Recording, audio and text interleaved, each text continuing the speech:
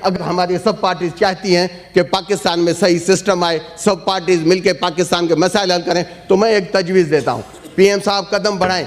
कल आप जब ने ओथ लिया था तो वो जो असेंबली थी वो इनकम्प्लीट थी। वहां कहां थी हमारी मखसूस नशस्तें? 336 के ऐवान में 302 वहां मेंबर्स बैठे थे। आपको वहां ख्याल नहीं आया कि आप कैसे ओथ लेने जा रहे हैं? ये ज्यादती है। हक सच की बात है, आप आ जाए। खान पे इनका गुस्सा कम नहीं होता। वहां भी मैं घड़ी की बात नहीं कहता, ओ घड़ी के बंदे उस उमर फारूक को तो लाओ, उस दल्ले उमर फारूक को लाओ जिसने एफआईआर कटवाई थी खान साहब पे, जिसने कहा था कि ये घड़ी मैंने खरीदी। कल एफआईआर कह रहा है सर, कल एफआईआर कह रहा है कि ये कभी पाकिस्तान आया ही नहीं, ये इश्तिहारी है। जब वो आया नहीं तो खान साहब ने एफआईआर कैसे काटी? उसने घड़ी खरीदी कैसे? वो घड़ी अभी ख्वाजा आसिफ शहबाज शरीफ का गले का तो क्यों बनी हुई है? वो क्यों बार घड़ी को ला रहा है? मेरी बहन ने बात की कि मैं आ जाऊं केपी पे। जब केपी की बात हुई कि ये एक औरत के लिए, हम ऐसे वाकयात के लिए हमें नहीं जाना चाहिए। लेकिन मैं आपको एक सब दोस्तों को याद दहानी कर रहा हूं, आप यकीन करें उस औरत का ऐसे जूता अपने हाथ में लेके खड़ी है। एक एमपीए जब वहां अपनी साइन कर रहा है वो उसके नीचे गुजर रहा है। ये कोई इखलाकियात है? ये तमीज है? ये किसी औरत को कोई कहता है कि तुम जूता कर? जब हमारा वहां नामजद वजीर आला अली अमीन गंडापुर, उसके आप जाए, आप वीडियोस देखें, उसके सामने जाके वो खड़ी है जूता लेके। ये कोई बात हुई? शहबाज शरीफ कहता है कल उसने हमें दावत दी है कि अपोजिशन आ जाए, मैं उसकी दावत कबूल करता हूं। शहबाज शरीफ अगर तुम में हिम्मत है तो अभी थैंक यू जी। 10 साल के पीटीआई के, 10 साल के पीपल्स पार्टी के, 10 साल के एमपीएम के, इन 40 हल्कों के ऑडिट कराओ, जो जीते सब उसके पीछे। थैंक यू जी।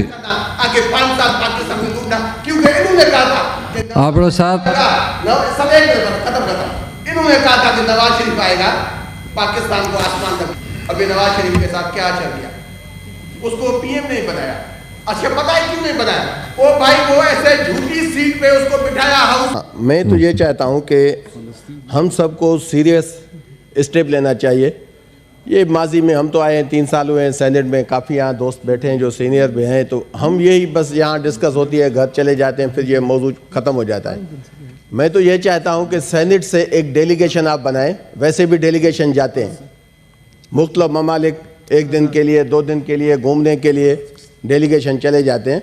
यहाँ से एक डेलीगेशन जाना चाहिए जो फ़लस्तीन में जाके वहाँ फ़लस्तीनी भाइयों के साथ वहाँ उनकी लड़ाई लड़े, जो वो अपने आज़ादी की लड़ाई जो लड़ रहे हैं। नंबर 2, उसकी क़यादत अभी करनी चाहिए। ये भी जो ताज़ा कल जो है हमारे यहाँ हाउस के साथ ही एक पीएम जो मुसल्लत किया गया है, तो मैं तो उसको भी एडवाइस दूंगा कि वो अपने मुसल्लत एमएनएस के साथ वो पहले चला जाए फ़लस्तीन। वहाँ जाके फ़लस्तीन के यहाँ से जितने भी रिसोर्सेज हैं उसको चाहिए तो वो फ़लस्तीन ले जाए।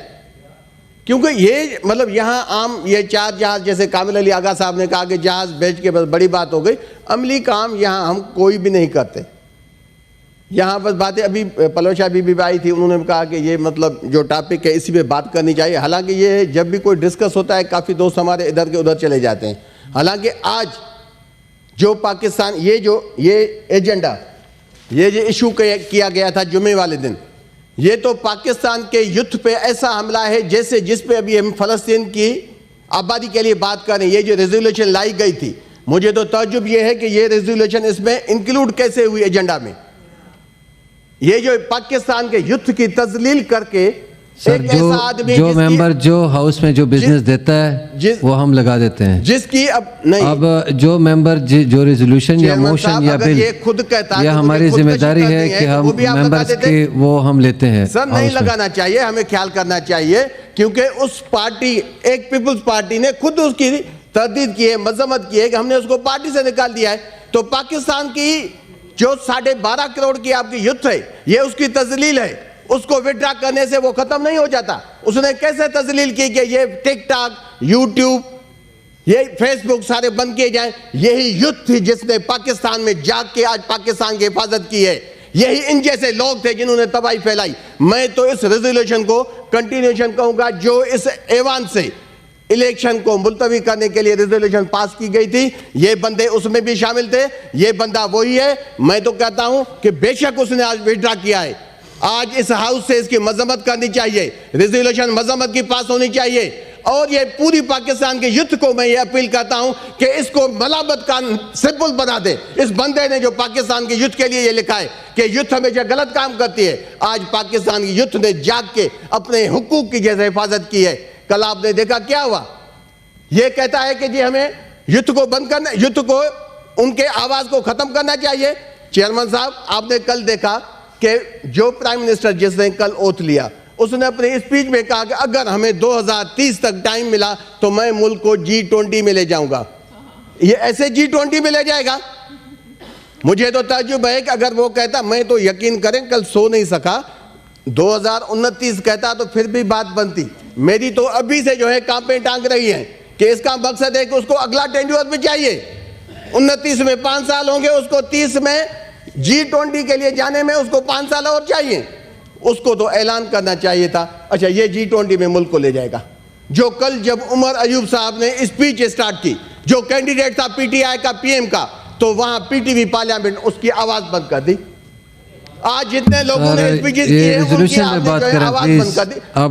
मैं आता हूं उसी पे प्लीज। बाबा बात ये है कि फलस्तीन बड़ा इंपॉर्टेंट रेजोल्यूशन लेके आए हैं मेंबर, फलस्तीन बना देंगे। मैं अपने मुल्क को तो बचाऊं, ऐसा तो ना हो कि मैं फलस्तीन की बात करते करते अपने मुल्क को फलस्तीन तक ले जाऊं, फिर मुझे आवाज उठाने के लिए भी मौका न मिले।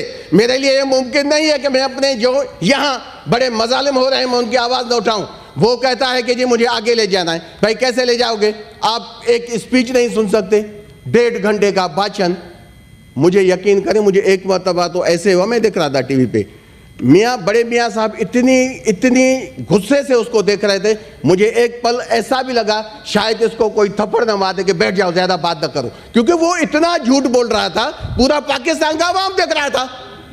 बड़े मियाँ साहब इतने गुस्से में बैठे, आपने देखे एक पलक के लिए आबड़ो साहब हंसी नहीं है। आबड़ो साहब प्लीज, मैं उसी पे आता हूँ चेयरमैन साहब, मैं चेयरमैन साहब उसी पे आता हूँ। मेहरबानी करें। मेरी एक गुजारिश है कि जो ये पाकिस्तान के युद्ध की आवाज बंद करने के लिए ये करारदाद लाई गई, जिसको उसकी पार्टी ने डिसोन किया है, उन्होंने कहा हमने सर वो वापस ले लेकर करारदाद, बस उसको छोड़ दें प्लीज। मैं उस पे आता हूँ जी। मैं तो ये समझता हूँ चेयरमैन साहब कि ये एक मतलब कोशिश थी खुद को नाम निकालने की, मतलब एक पूरे पाकिस्तान में जो है ना एक कहावत है, बस आधे मिनट में मैं आपका टाइम लूँगा।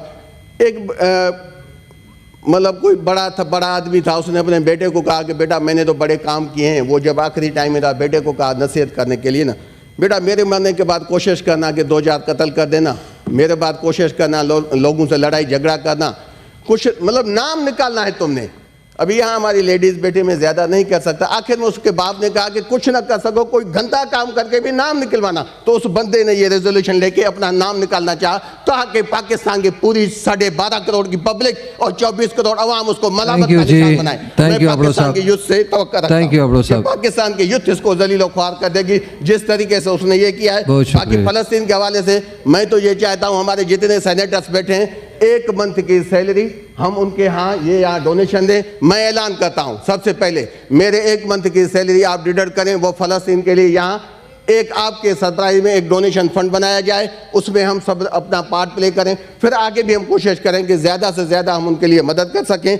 बाकी पीएम साहब को कल हकीकत में ये है, अगर कोई उनको चाहिए ना